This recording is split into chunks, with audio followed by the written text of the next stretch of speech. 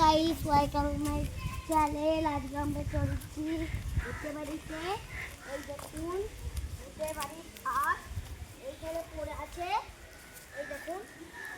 আর এই দেখুন ভূতের বাড়ির একটা মুখোশ, এটা আগে অনেক পুরনো মুখোশ। আসুন আসুন, ওই দেখুন ভূতের বাড়ির আম গাছ, তাল গাছের দিকে করা হতো, তাল গাছ, লিচু গাছ আর গাছ। আর আমি ওই গাছটার নাম জানি না, নিম গাছ। আর একটা হলো, এইটা হলো নাম জানি না, তেজপাতা। হ্যাঁ, আমি একটু এইদিকে এই দেখুন গাছ গাছ। ভূতের বাড়ি আগগুলো দেখুন কত ছোট। হ্যাঁ, ভূতের বাড়ির আমের সাইজ দেখুন কত ছোট। আর দাঁড়ান এই দেখুন, এইটা হলো একটা মন্দির। এটা আগে রাখিদের ছিল। এই দেখো, এইটা হলো একটা মোজা, হ্যান্ড গ্লাভ।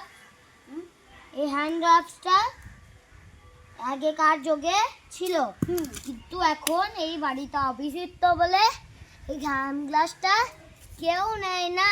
হ্যাঁ ঠিক। আসুন আসুন,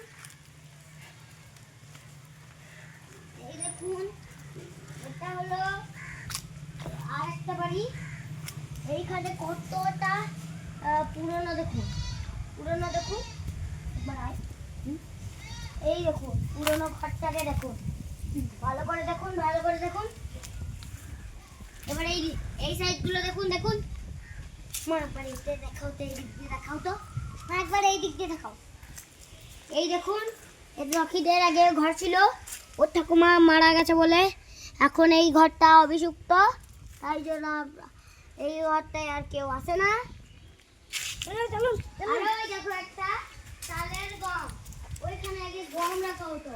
হাতি ঘর, এটা আছে বোম্বাইয়েও আছে। এইরকম ধরনের হাতি ঘর বোম্বাইয়েতেও আছে। এই দেখো হাতি ঘরে চাল ডাল মশলাপাতি সব রাখে। এইখানে এখন কোনো কিছুই নাই। এখন এই ঘরটার ভেতর কি আছে তা জানে। আর এই দেখো একটা ছোট্ট ওই ঘরের ঢোকার একটা রাস্তা। এই দিকে রাখো এই দেখুন, এইটা হলো ভূতের বাড়ির আগে ঘর, বাথরুম এখানে। হ্যালো, এই দেখুন ভূতের বাড়ির কল। এখন এইটা চলে, কিন্তু এই জল কেউ খায় না, পাহাড়টা ধোয়ার জন্য এখন কাজে, কিন্তু আমি টিপতে পারছি না, কিন্তু চলে কিন্তু বন্ধুরা।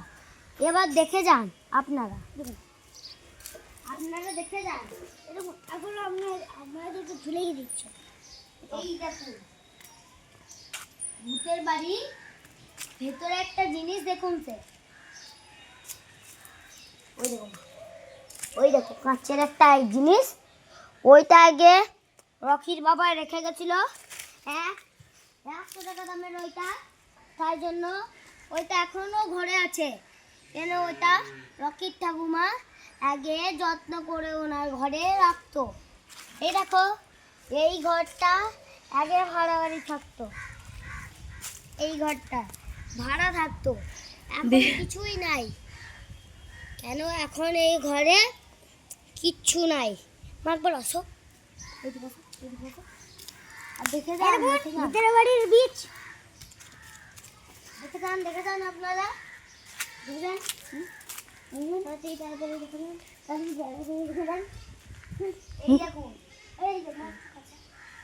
এই দেখুন ভূতের বাড়ির মধ্যে এইখানে সবাই এখন মদ খায়। হ্যাঁ, আপনাদের একটু এই কথাটা বলে রাখলাম। আর দেখুন ভূতের হ্যালো গাইস, আজকের ভূতের গল্পটা কেমন হলো আপনারা প্লিজ শেয়ার করে আমাদের জানাবেন। আর লাইক সাবস্ক্রাইব কমেন্ট শেয়ার আমাদের করবেন প্লিজ।